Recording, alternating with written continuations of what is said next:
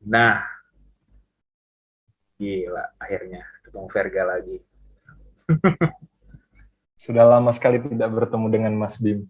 Sekarang di UI semester berapa nih, Ver? Ya, gue sekarang semester 2, masuk semester 2. Apa, oh ya, buat perkenalan ya sebenarnya. Kalau kalau lu yang kenalin diri, kayaknya ini deh. Gue akan sangat iri karena akan outstanding sekali pencapaiannya. Waduh. Jadi di sini ada Mas Verga Aristama.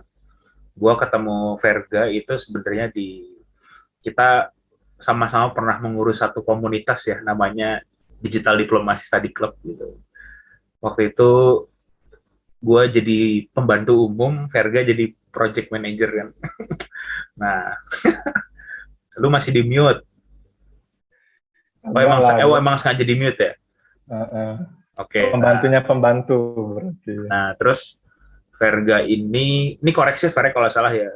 Waktu pertama kali ngobrol sama Verga tuh, Verga adalah orang yang sangat menghargai ilmu pengetahuan dan progres. Itu yang gue tangkap Ver, kalau dari lo. Jadi waktu itu Verga cerita dirinya pengen banget kuliah HI pas lulus SMA itu.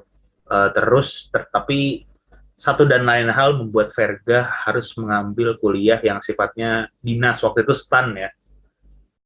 Waktu itu akhirnya ngambil STAN, terus setelah ngambil STAN akhirnya jadi aparatur negara di Kementerian Keuangan.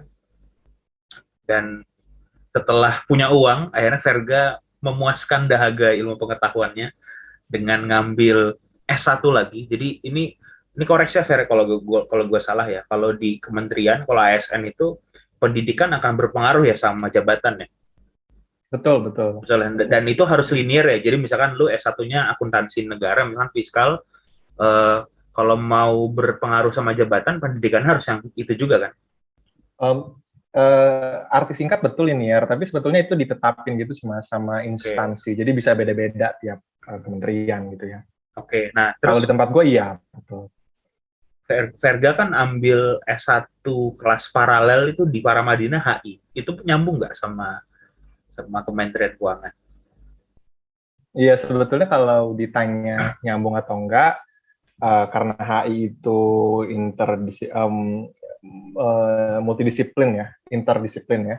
Nah, jadinya ya terkait gitu. Tapi apakah terkait langsung? Ya sebetulnya agak jauh ya kalau misalnya dibandingkan sama akuntansi misalnya atau Oke. manajemen gitu. Pertanyaannya akan gue lebih shaping lagi. Apakah mengambil kuliah S1 HI itu berpengaruh terhadap jabatan, karir di Kementerian Keuangan? Tentu tidak. Tentu tidak. Nah itu poinnya adalah waktu gue pertama kali ketemu sama lu, kita ngobrol, gue melihat Verga adalah orang yang menghargai ilmu pengetahuan dan progres gitu. Makanya alasan-alasan dan pilihan-pilihan hidupnya itu semuanya ada dasar idenya gitu. Jadi bukan bukan dulu soal gue mau naik jabatan di Kementerian Keuangan terus ngambil S1-nya apa enggak, dia ngambil HI gitu. Nah, ini kan menarik ya sebenarnya. Sampai sekarang oh ya Verga terus lulus S1 di kelas S1 Paramadina sebagai lulusan terbaik ya. Alhamdulillah. Itu luar biasa. Alhamdulillah. Sebagai lulusan terbaik dan langsung meneruskan S2-nya di HI juga di UI. Nah, yang apa namanya, ini menarik nih, Fer. Bisa nggak ceritain? Kalau gue melihat lu kan tadi sebagai orang yang menghargai ilmu dan menghargai progres ya. Jadi setiap ada pengambilan keputusan dalam hidup itu ada ide dasarnya. Nggak melulu soal materi, nggak melulu soal transaksinya untuk kenaikan jabatan. Mengapa HI dan apa ide dasarnya tuh, Fer? Sebetulnya itu karena tertarikan pribadi ya. Jadi dari SMA itu gue suka banget sama segala hal fakta-fakta tentang relasi antar negara, kemudian konteksnya itu ekonomi, politik, yang budaya, yang konteksnya itu global gitu. Jadi jawabannya adalah ketertarikan pribadi sebenarnya terkait hal-hal tadi gitu. Kalau tertariknya sama kebudayaan gitu ya, atau pokoknya tentang isu-isu global gitu, mengapa pilihannya ke HI? Emang nggak ada prodi lain yang ngebahas itu? Yes. HI itu adalah ilmu yang menyediakan semua yang gue butuhin gitu Mas. Jadi karena HI kan sebenarnya combine ya dari beberapa disiplin yang kemudian disaling cross check satu sama lainnya, dan itu yang gue butuhin gitu. Nah beda sama misalnya yang mirip mungkin hukum internasional gitu ya. Hukum internasional itu fokus sudut pandangnya itu ya hukum gitu. Nah kalau hubungan internasional ya, hubungan internasional punya disiplinnya sendiri gitu, tapi dia lebih cross antar disiplin. Jadi itu gue lebih nyaman di situ gitu. Jadi ke cross disiplinan HI yang begitu broaden gitu, itu yang membuat gue nyaman di HI dibanding ilmu yang lain. Gitu. Oke, jadi sebenarnya ada sisi-sisi ininya ya, apa namanya, ada rasa ingin tahu yang besar gitu ya. Dan kebetulan rasa ingin tahu itu bisa diakomodir tidak dari satu sudut pandang ilmu. Kalau kita ngambilnya ilmu ekonomi, ya sudah kita ngomongnya sudut pandangnya ya ekonomi tentang perdagangan dan sebagainya. Tapi dengan lu mengambil HI, itu kira-kira sudut pandangnya jadi banyak ya, karena kan disuapin terus sama teori-teori, sama paradigma-paradigma yang itu nggak cuma dari sisi ekonomi, ada pertahanan dan sebagainya. Kira-kira gitu nggak, Bro? Betul. Tapi gue nggak bilang bahwa ilmu lain itu nggak cross ya. Jadi yang gue pahami saat mengambil itu adalah itu yang paling gue butuhkan gitu. Ilmu lain tentu cross juga gitu. Nah, namun yang gue pahami saat itu adalah ilmu HI yang memenuhi semua, karena kan kita cek-cek kurikulum dan sebagainya gitu ya. Dan ternyata ini yang paling cocok dan diterusin cocok kok gitu. Jadi dilanjutin aja. Oke, gue punya pertanyaan mendasar pertama. Jadi seandainya seorang Verga Aristama itu sudah suatu saat jadi Menteri Keuangan gitu ya, atau jadi CEO lembaga keuangan dunia, terus orang-orang akan mulai mencari tahu background lo, Ver. Oh, dia stan, dia kuliah di Paramadina HI S1, dia lulusan terbaik, lalu dia kuliah di S2 di UI HI juga, dan akan menjadi lulusan terbaik di UI, akan kayak gitu. Nah, orang-orang kan akan kepo nih, orang-orang akan nyari kisah hidup lu nih, Fer. Pada saat mereka nanya ke lu, mahasiswa nih ya, nanya ke lu di sebuah seminar gitu, Pak Verga, sebenarnya HI itu belajar apa sih, Pak? Gitu. Kenapa saya mesti belajar HI? Saya tuh pengen kayak Bapak gitu. Kenapa saya harus belajar HI juga? Nah, kira-kira lu akan ngomong apa tuh sama peserta seminar lu itu? Peserta seminar ya? Iya. Wah.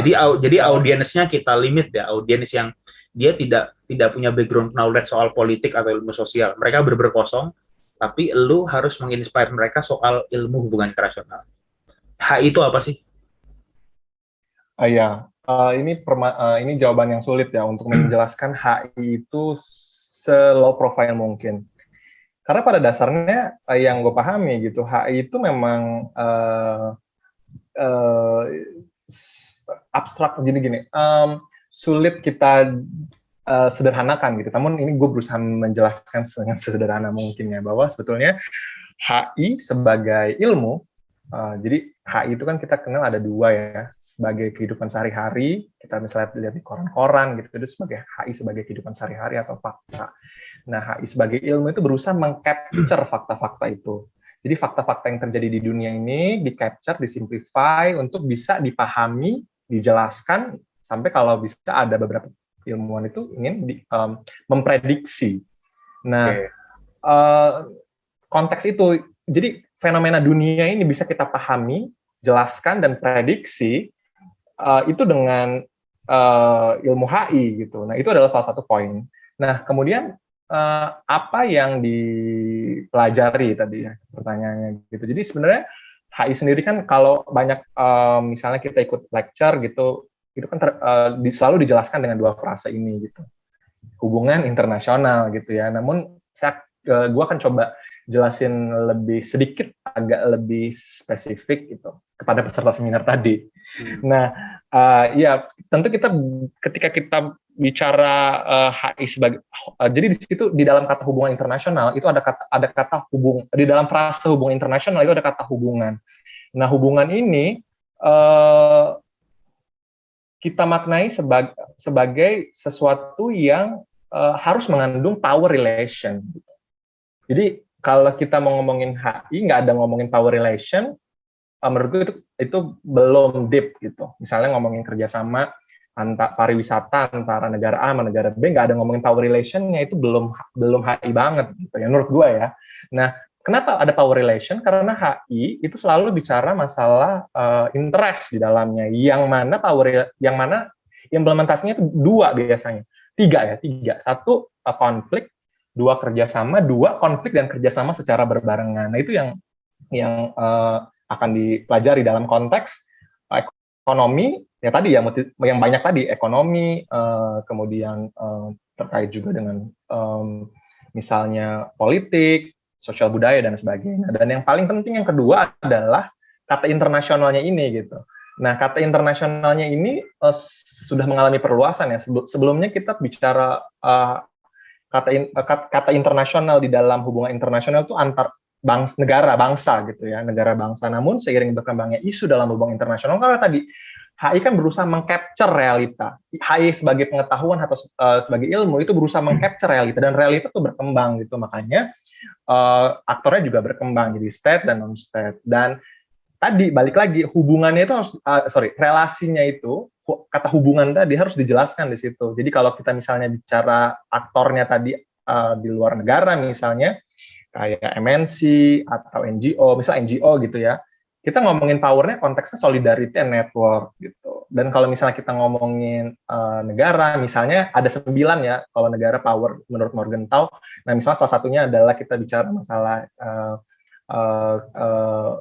military forces dan sebagainya kayak gitu. Jadi konteks itu yang harus dijelaskan. Dan yang ketiga adalah karena HI itu adalah ilmu yang mempelajari, adalah part of ilmu sosial yang selalu bergerak dalam dimensi ruang dan space and time, ya, ruang dan waktu. Jadi ilmuwan HI itu akan berbicara seharusnya sesuai konteks itu, karena kita tidak mungkin bisa mengcapture realita itu sedemikian panjang, jadi selalu akan bicara konteks. Jadi HI, saya to sum up, akan bicara 3 hal. Pertama adalah hubungan tadi yang selalu ada power relation-nya yang muncul karena adanya interest yang dilakukan dengan konflik kerjasama atau konflik dan kerjasama. Dan yang kedua tentu masalah aktornya tadi, dan yang ketiga konteks. Jadi itu kurang lebih secara singkat mungkin yang bisa dijelaskan terkait dengan apa itu ilmu hubungan internasional. Jadi bukan cuman, kan sesederhana sekali ya kalau misalnya kita lihat ketika orang minta menjelaskan apa itu ilmu hubungan internasional, ya hubungan antar negara aja gitu, nggak dijelaskan powernya, nggak. Nah, itu menurut saya yang harus diluruskan dalam ilmu hubungan internasional. Dan memang tidak bisa sederhana menurut saya ya menjelaskan ilmu hubungan internasional, tapi ya kita sebagai yang belajar berusaha tadi menyampaikan sedikit lebih sederhana gitu. Keywordnya berarti kan adanya power relation antar negara ya, dan perwujudan dari power relation itu adanya kayak kerjasama, konflik plus atau konflik dan kerjasama kan gitu. Nah, tapi Fer, ini masih menyambung cerita seminar tadi ya. Jadi ceritanya Bapak Verga ada di sebuah seminar. Nah, pesertanya ini orang-orang yang nggak ngerti ilmu sosial politik. Nah, termasuk gua waktu S1 itu bukan ngambil HI, tapi ngambil jurusan manajemen yang ada IT-nya kayak gitu. Nah, jadi realitas politik global itu jauh banget sama kehidupan gua. Ini mungkin yang dipikirin sama orang-orang yang non HI ya. Kalau kita belajar akuntansi misalkan, kalau kita belajar ilmu misalkan marketing, itu adalah ilmu yang realitasnya itu dekat banget sama kita. Jadi misalkan kita belajar akuntansi, kita bisa at least kita bisa ngelola uang kita menggunakan metode akuntansi yang baik. Jadi bayangan gue ya. Marketing, kalau semua orang pasti berjualan. Nah, nge-branding diri sendiri itu akan sangat mudah kalau kita memahami ilmu marketing. Jadi ilmu-ilmu di luar sana itu realitasnya sangat dekat dengan kita. Nah, realitas dekat dengan kita tuh yang gue maksud adalah pada saat gue belajar, gue bisa menerapkannya, itu ilmu bisa bermanfaat. Tapi respon dari orang-orang yang non-HI pada saat kita ngomongin HI, lu tuh bukan siapa-siapa. Kita bukan orang yang mengambil kebijakan luar negeri. kita bukan aktor yang terlibat dalam politik global. Terus ngapa kita belajar itu? Nah, kalau ada pertanyaan kayak gitu, gimana lo ngeresponnya, Fer? Ya, pertanyaan-pertanyaan ini memang sering muncul ya ketika mahasiswa baru misalnya S1 gitu ditanya sama temannya, HI itu ilmu yang terlalu mengawang-awang atau terlalu abstrak, kadang-kadang disebut seperti itu. Dan sebetulnya karena memang dari awal terbentuknya HI itu tujuannya memang langitan tanda petik ya, yaitu adalah untuk mencegah perang gitu. Nah, kemudian semakin ke sini sebetulnya HI itu udah mulai mencoba menapak bumi dengan misalnya adanya kajian-kajian yang sifatnya transnasionalisme. Misalnya kita bicara masalah bagaimana solidaritas antar manusia itu bisa menyelesaikan satu human right issue misalnya. Itu sebenarnya semakin ke sini semakin membumi. Nah, mungkin pertanyaan itu diajukan untuk case-case yang sifatnya memang high politics gitu, karena HI kan aktornya tadi ada negara di situ, namun sebenarnya enggak juga gitu.